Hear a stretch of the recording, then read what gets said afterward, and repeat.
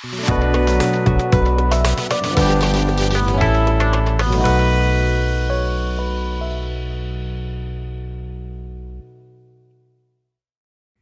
पाठशाला सब्स्क्राइब गर्नुहोस्, सँगै रहेको घन्टी दबाउनुहोस्, साथै लाइक, कमेन्ट अनि सेयर पनि गर्नुहोला।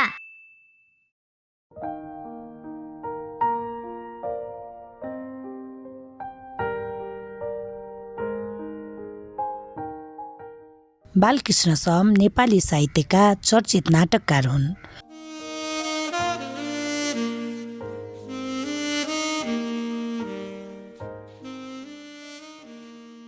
उनको जन्म विक्रम सम्वत 1959 साल माघ 24 गते काठमाडौँको ज्ञानेश्वरमा भएको थियो। उनी पिता समर शमशेर र माता कीर्ति राज्य लक्ष्मीका कान्छा सन्तान थिए। सम्पन्न परिवारमा जन्मेकाले उनलाई बाल्यकालमा कुनै कुराको कमी थिएन। उनको हेरचाहका लागि धाई आमा र सुसारेको समेत व्यवस्था गरिएको थियो। उनी सानैदेखि नम्र र शिष्ट स्वभावका थिए।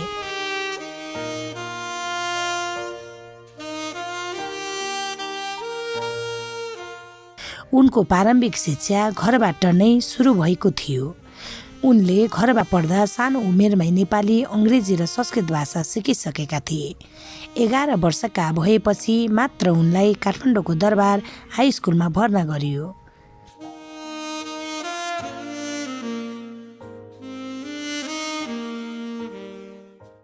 त्यहाँ उनले कक्षा 1 देखि कक्षा 10 सम्म अध्ययन गरे।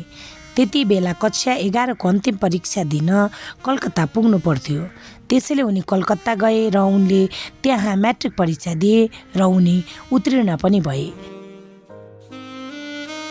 बालकृष्ण सम सानैदेखि अध्ययन र लेखनप्रति रुचि राख्थे। विज्ञान विषय लिएर उच्च शिक्षा पढ्ने उनको ठुलो ढोको थियो। त्यसैले उनी काठमाडौँको त्रिचण्ड कलेजमा आइएससी पढ्न भर्ना भए। पढ्दा पढ्दै उनले जागिर खानुपर्ने परिस्थिति सिर्जना भयो। त्यसै कारण उनी सैनिक सेवामा प्रवेश गरेर जागिर खान थाले।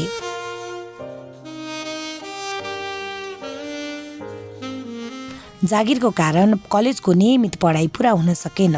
नियमित कलेज नगए पनि उनी घरमै अध्ययन गर्थे। उनले कहिले स्वाध्ययनलाई छोडेनन्। समय पाउन साथ उनी विभिन्न किसिमका साहित्य र अन्य ग्रन्थ अध्ययन गर्थे। आफै अध्ययन गरेर उनले प्रशस्त ज्ञान हासिल गरे। साहित्य रचना गर्न समको पारिवारिक अवस्था निकै अनुकूल थियो। उनले सानो छँदै घरमा रामायण र महाभारत जस्ता रचना सुन्ने अवसर पाएका थिए।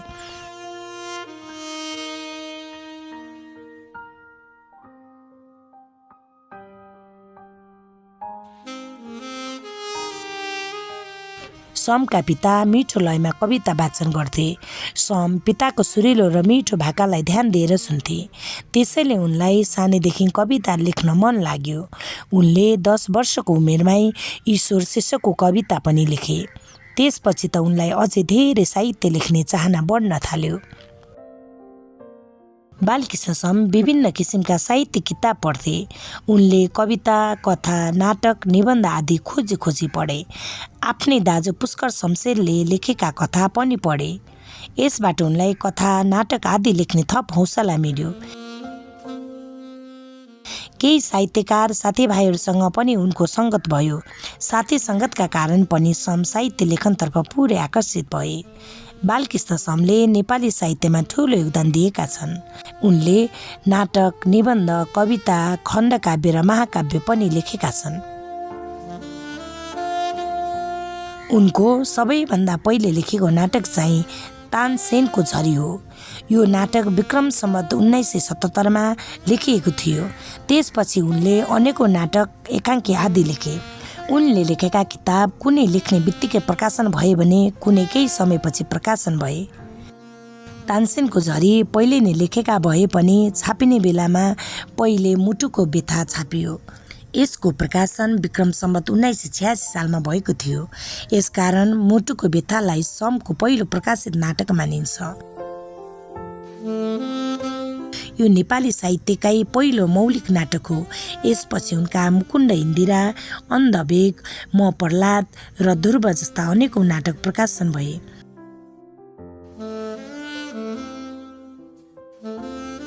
नाटक बाहेक उनका चिसो चुल्हो, आगो र पानी, नियमित आकस्मिकता आदि विभिन्न अन्य कृति पनि प्रकाशित भएका छन्।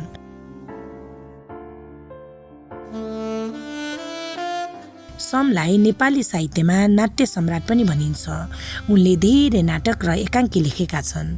उनका नाट्य रचना राम्रा र उत्कृष्ट पनि छन्।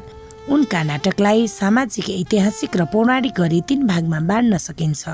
विषयवस्तुका दृष्टिले उनका मुटुको व्यथा र मुकुन्द इन्दिरा सामाजिक नाटक हुन्। त्यस्तै भक्त भानुभक्त र भीमसेनको अन्त्य ऐतिहासिक विषयवस्तुमा आधारित नाटक हुन्।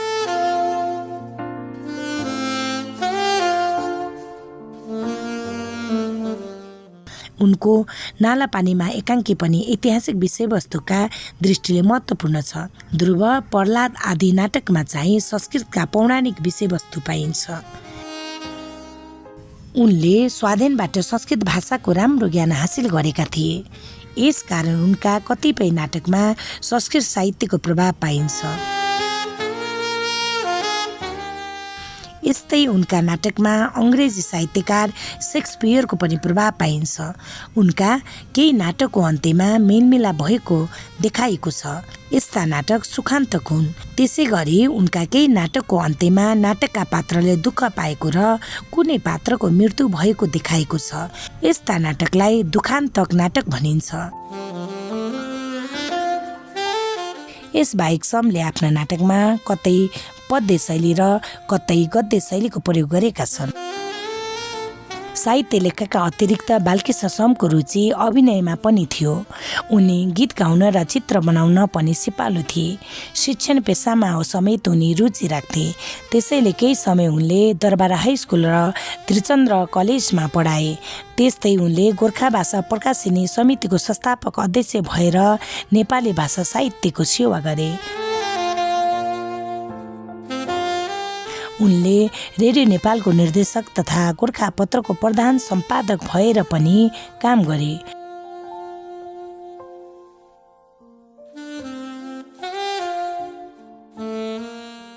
उनले तत्कालीन नेपाल राजकीय प्रज्ञा प्रतिष्ठानको संस्थापक सदस्यदेखि उपकुलपतिसम्म बन्ने सौभाग्य पाए। सम नेपाली भाषा र साहित्यलाई विश्वभरि पुर्याउन चाहन्थे।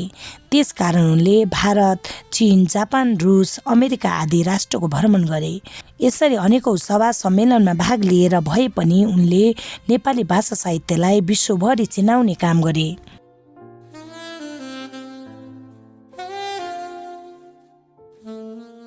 नेपाली साहित्य लेखन तथा प्रकाशन गरेकै कारण समले विक्रम सम्वत 2027 सालमा साझा पुरस्कार पाए।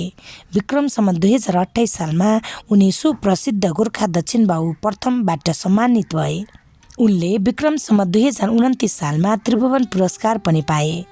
यसै गरी विक्रम सम्वत 2035 सालमा त उनी पृथ्वी प्रज्ञा पुरस्कार पाउने पहिलो व्यक्ति बने। उनको सम्मान स्वरूप हुलाक टिकटको प्रकाशन र पूर्ण कदको शालिग समेत स्थापना भएको छ।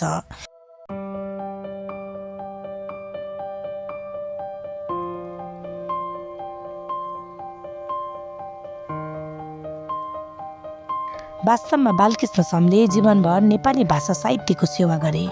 उनले नाटक लेखनका क्षेत्रमा कहिल्यै बिर्सन नसकिने योगदान दिएका छन्। उनले नाटक एकाङ्कीका अतिरिक्त अन्य धेरै सृजनाबाट नेपाली साहित्यलाई धनी बनाएका छन्।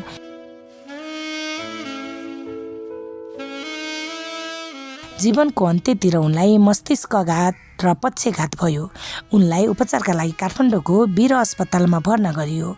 उपचारकै क्रममा विक्रम सम्वत 2038 साल साउन 6 गते उनको देहावसान भयो। एक महान प्रतिभालाई राष्ट्रले गुमाए।